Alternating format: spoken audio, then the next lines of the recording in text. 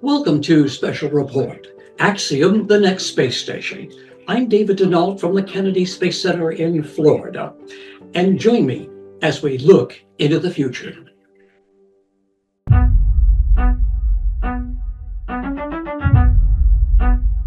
What if the best way to build a new space station was to begin with an old space station? The ISS may be running short on time, but for its last great purpose, the station could act as a platform to build the future. Today's special report will give you a look at a new generation of living, working, manufacturing, and space tourism.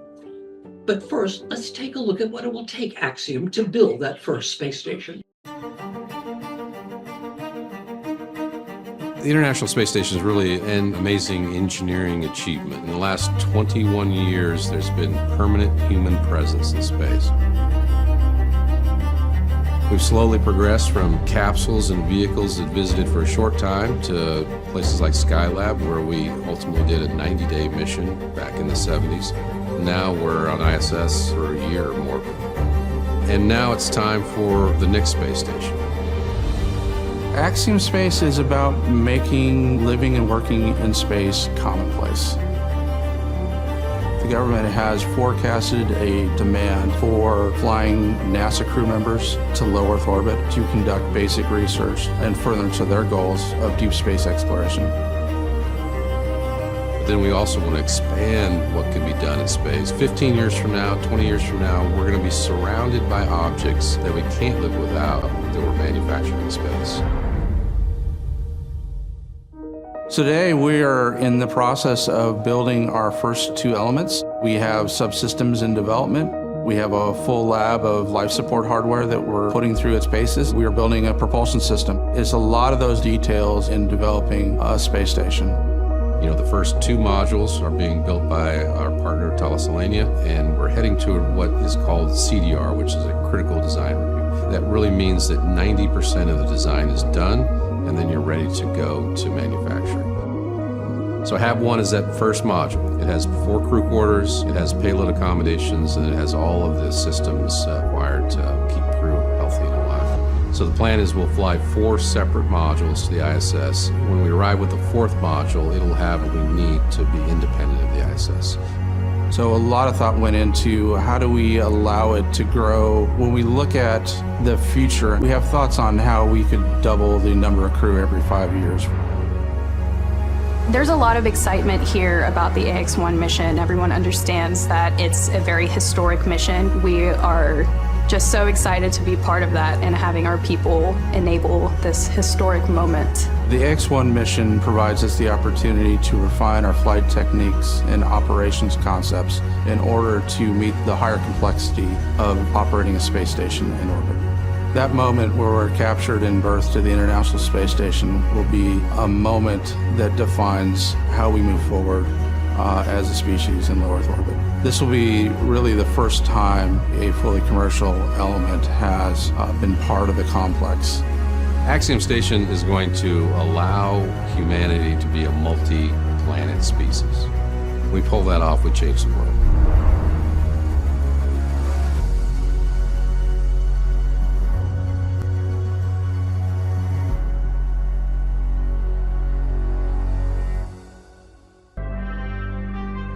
From Florida's Space Coast, it's about space today.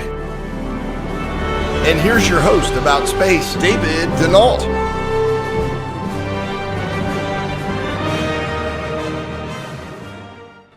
Well, Axiom has developed a strategic partnership with NASA. They are the only commercial company that will be able to build their space station while it is attached to the ISS. And Axiom is now building their first module in Italy.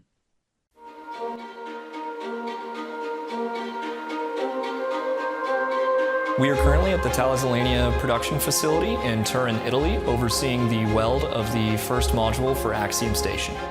When you walk into the door here and you first see the module, it's very surreal to try and take in the fact that it's something that exists. Behind me, we can see the most representative element of where we are now with the manufacturing phase of Axiom Space Station, very close to be completed.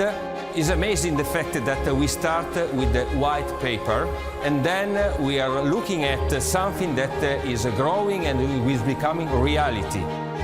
We are at the last welding activity for this element. The team is, let me say, working on 3 shifts, days and night, and put in there a little bit of the enthusiasm that the entire team has. It's a challenge, but it's also an honor for us to be part of it. So for the welding, the team is working on the aft section. We're currently welding flight hardware for the cone. And on the window side, we are doing the qualification model testing for the external window. There are 4 windows on each Axiom habitation module, and each of them is made by the internal and external parts.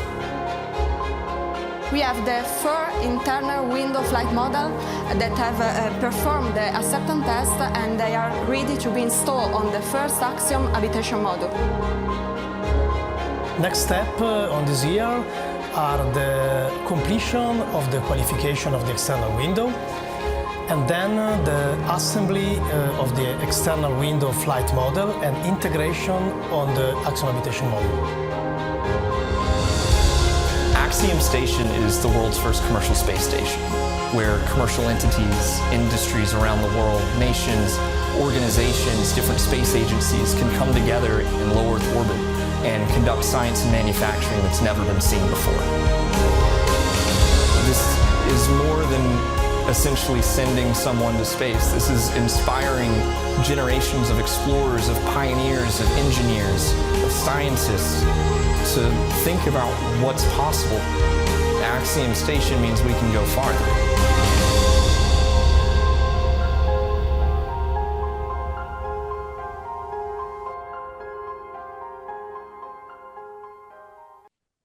And earlier this month, its 4th private mission to the ISS with Peggy Whitson as commander. Her accomplishments are amazing. She has spent the most time in space and holds the record for the most cumulative days spent by an American astronaut, totaling 677 days.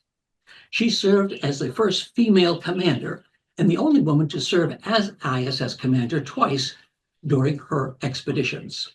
And she has the most spacewalks by a woman, holds a record of 10 spacewalks totaling over 60 hours. And what was it that got Peggy interested in becoming an astronaut? Here's Peggy in her own words. Houston, Tranquility Base here. The Eagle has landed. Rocket 20, Tranquility. I saw the first guys walk on the moon, Neil and Buzz, in 1969. I was 9 years old, and I thought, what a cool job. Of course, I was a farm kid from Iowa. How was I ever going to do that? I didn't tell anybody from the time I was 9, raising chickens and learning to fly and all that. I wasn't telling people that I wanted to become an astronaut because it sounded like an impossible dream. And it wasn't until the first females were selected and I graduated from high school, and that to me was when I decided, hey, maybe this is real. Maybe I really can be an astronaut. And it became a goal instead of just a dream.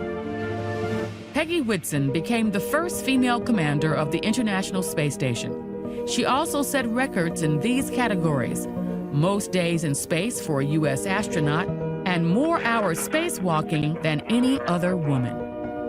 She understands what human spaceflight really means when you approach it with that awe and respect and humility. It's like you're doing it justice.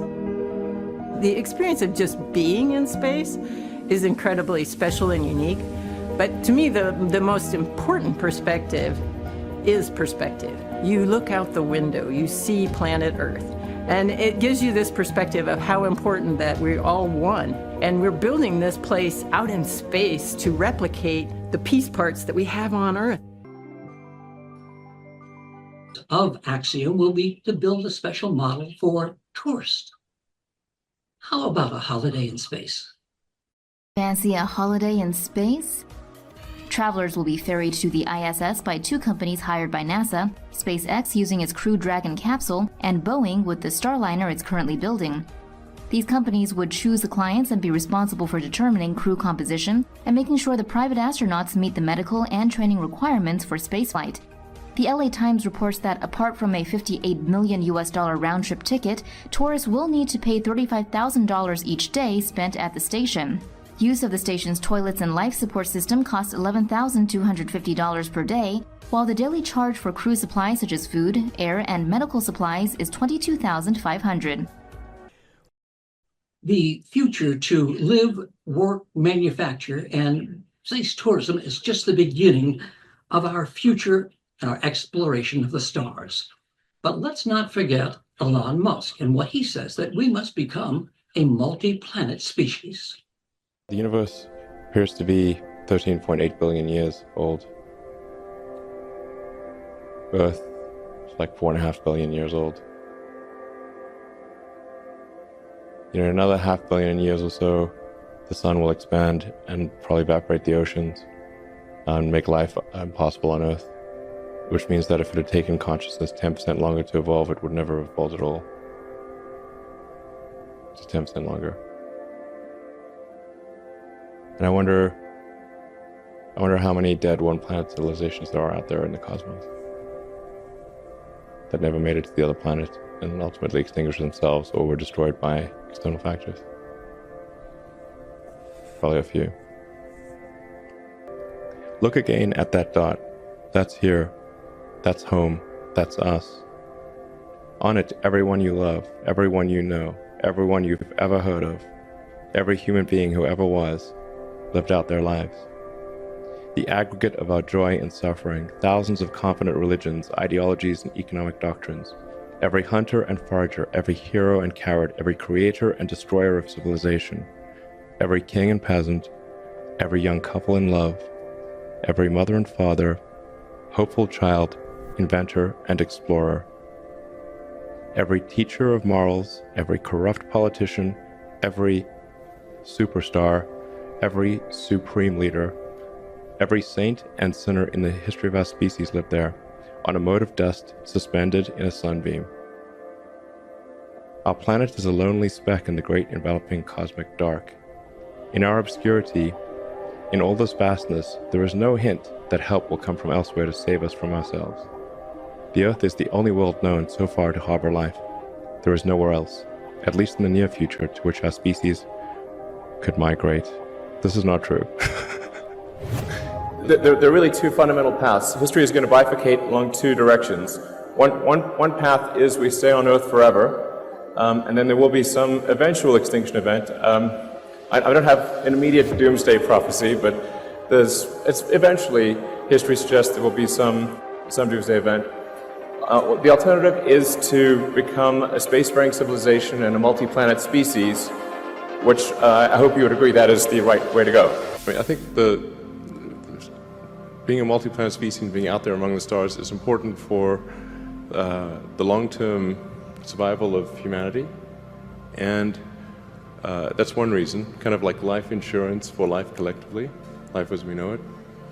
But then the part that I find personally most motivating is that it creates a sense of adventure, and it makes people excited about the future. If you consider two futures, one where we are forever confined to Earth until eventually something terrible happens, or another future where we are out there on many planets, maybe even going beyond the solar system, I think that second version is incredibly exciting and inspiring, and there need to be reasons to get up in the morning. Life can't just be about solving problems. Otherwise, what's the point? The value of beauty and inspiration is very much underrated, no question. But I want to be clear, I'm not trying to be anyone's savior. That is not I'm just trying to think about the future and not be sad. The future will be having multiple space stations orbiting the Earth. And in the next 8 minutes, stay tuned to see our future space stations. Everything's nominal. 5 space stations orbit Earth. Space drones make deliveries between the stations. This marks the beginning of the space age economy, paving the way for farm stations that grow food for other stations in 15 years' time, rotating artificial gravity habitats and military space stations in 30 years. Let's take a journey into the future, starting in 2030 with the retiring of the ISS and ending in 2170 and beyond, when a ring-world space station is built with its own artificial atmosphere and small lakes that evaporate, creating clouds and rain. The last Starship docks at the ISS as the space station is finally retired. The station is sent crashing down into the Pacific Ocean at Point Nemo. Taking its place orbiting Earth are 5 space stations from different countries and companies, while the Starship Mark II, being 18 meters in diameter, is large enough to be a space station itself and works on launching larger parts for space station construction. Second-generation space stations around the Moon act as solar system post offices. They are transit stations for cargo ships. The spaceships drop off cargo and passengers at the space stations, where smaller shuttle rockets deliver the goods down to the surface. SpaceX launches the Technova Starship Station into Earth's orbit, where onboard scientists work on researching advanced space rocket technology in a microgravity environment. On another station, a golf ball-sized meteoroid strike on a living module prompts the first full-scale evacuation and emergency repair mission. Plans are drawn up to equip space stations with lasers that detect and deflect any future small meteoroids. Another danger space stations face comes from cosmic radiation, causing bit flips in computer memory, leading to software crashes and incorrect calculations. The SpaceX Starline station orbits Earth. It acts as a gas station and a mechanics garage, cryogenically storing fuel and mechanical spare parts for repairs and maintenance. The starships never have to return back to Earth. Mechanics work on board the Starline station during the week, returning to Earth for the weekend. The birth of orbiting refueling stations divides spaceships into 3 classes. The first type is the atmosphere class, spacecraft that are designed to launch and land back on Earth, needing to break through the thick atmosphere with added heat shields, fuel storage, and landing thrusters. The second type is the space class, designed just for the vacuum of intraspace travel. And the third type is the landing shuttles, smaller spacecraft designed to transport cargo and passengers from orbiting space stations down to the surface of the Moon and Mars, where there is only a thin atmosphere that the spaceship needs to break through. Chefs on Earth become astro chefs. They cook with produce grown in microgravity on board a space station, which is then sent back to Earth and served in luxury restaurants as a culinary experience. The microgravity alters the growth patterns of the plants, leading to unique flavors and textures not achievable on Earth. Some of the public question why the rich are eating this food not grown on Earth, and what kind of health benefits they are keeping to themselves. The plants on the space station grow larger cells, have higher concentrations of antioxidants, interact differently when cooked with other ingredients, and exhibit different nutritional profiles. Others question the safety, as the food grown in space is exposed to higher levels of cosmic radiation. A strain of grape is successfully grown on board the space station. The first space wine is sent back to Earth. A space station is built in Earth's orbit to intercept and catch space junk, recycling and repurposing it into new materials. On board the space junk station, a team of space archaeologists study the remains of old satellites and spacecraft, analyzing the effects of space on the materials. A new space station around the Moon, called the Drum, fires up its spin thrusters. A ring around the station begins to rotate. They are testing the first full-scale artificial gravity habitat.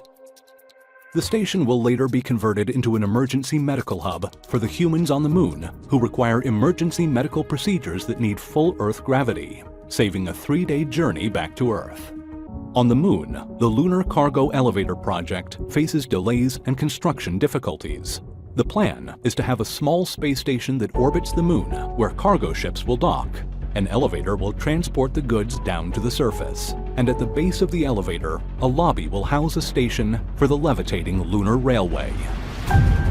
The largest zero-G space hotel opens in geostationary orbit, completing one orbit around Earth every 24 hours. It is a 7-star hotel. There is an onboard cinema for 35 people with chairs that have seat belts. A rotating section of the station allows passengers to experience gravity while in space. And there is also zero-gravity yoga. Tourists flock to the hotel during celestial events, attending viewing parties for comet showers, eclipses, and welcoming parties for rockets returning from Mars. There is a small interstellar museum showcasing meteorite samples and artifacts from various space missions. The first aging acceleration epidemic due to unknown causes sees the crew rapidly getting older. Theories of the cause point to radiation exposure. The crew could have been exposed to a previously unknown type of cosmic radiation affecting human DNA, caused by some kind of exotic astronomical event.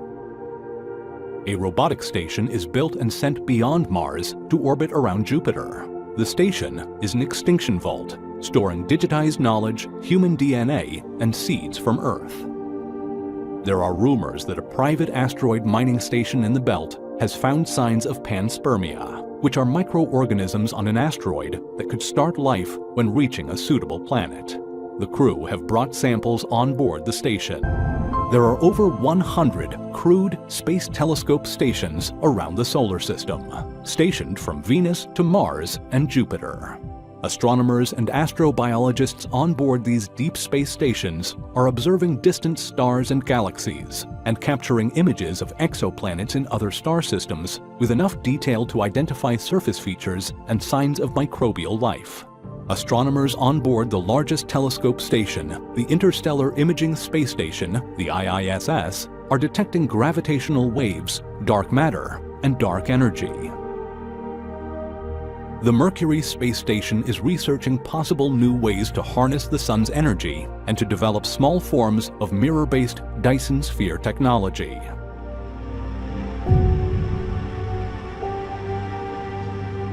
Construction begins on the largest ever rotating space station with its own artificial atmosphere and weather system. The Ringworld space station will be named Atmos. The crown jewel will be an artificial interior sun. The space station is so large that water from the small lakes evaporate, creating clouds and rain. Humanity is controlling its own weather, energy supplies, and life support, making the passengers on board this Ringworld space station a Type 1.5 Kardashev civilization. A story for another time. Thanks for taking time to join me today on the future of space stations. And be sure to follow us, click like, and subscribe. For the entire broadcast crew here at the Kennedy Space Center, I'm David Denault. This has been a special report from About Space Today.